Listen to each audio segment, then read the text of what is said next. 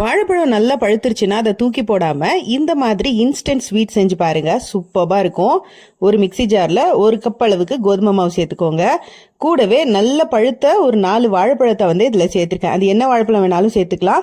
கூடவே 2 ஏலக்காய், ஒரு கைப்பிடி அளவுக்கு துருவின தேங்காய், 1 கப் அளவுக்கு சக்கரை பொடி சேர்த்துக்கலாம். இதுல ஏற்கனவே வாழைப்பழம் சேர்த்துக்கிறதுனால ஸ்வீட் நல்லாவே இருக்கும். ஸோ அது எல்லாத்தையும் சேர்த்துட்டு தேவையான அளவு தண்ணி சேர்த்துட்டு நல்ல இட்லி மாவு கன்சிஸ்டன்சிக்கு அரைச்சி எடுத்துக்கோங்க.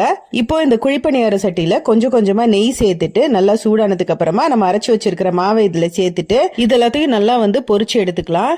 இது பாத்தீங்கன்னா நல்லா கோல்டன் ப்ரௌன் ஆகுற வரைக்கும் இதை நல்லா ஃப்ரை பண்ணி எடுத்துக்கணும். ஸோ இப்போ நல்லா 2 சைடும் நல்லா ரோஸ்ட் ஆனதுக்கு அப்புறமா ஓரளவுக்கு நல்ல கோல்டன் ப்ரௌன் கலர்ல வந்துருச்சு. இப்போ இந்த ஸ்டேஜ்ல நம்ம இதை ஒரு பிளேட்ல மாத்தி எடுத்து வச்சுக்கலாம். இதே மாதிரி அரைச்சு வச்சிருக்கிற எல்லா மாவையும் இது மாதிரி சுட்டு எடுத்துக்கோங்க. இப்போ இந்த வாழைப்பழ குழிப்பணியாரம் சூப்பரா ரெடி ஆயிடுச்சு. இதை நல்ல காரசாரமா தேங்காய் சட்னியோட சர்வ் பண்ணுங்க. சூப்பரா இருக்கும். ட்ரை பண்ணி பாருங்க. வீடியோ பிடிச்சா லைக் பண்ணுங்க. நம்ம சேனல் சப்ஸ்கிரைப் பண்ணுங்க. இன்னொரு வீடியோல பார்க்கலாம். பை.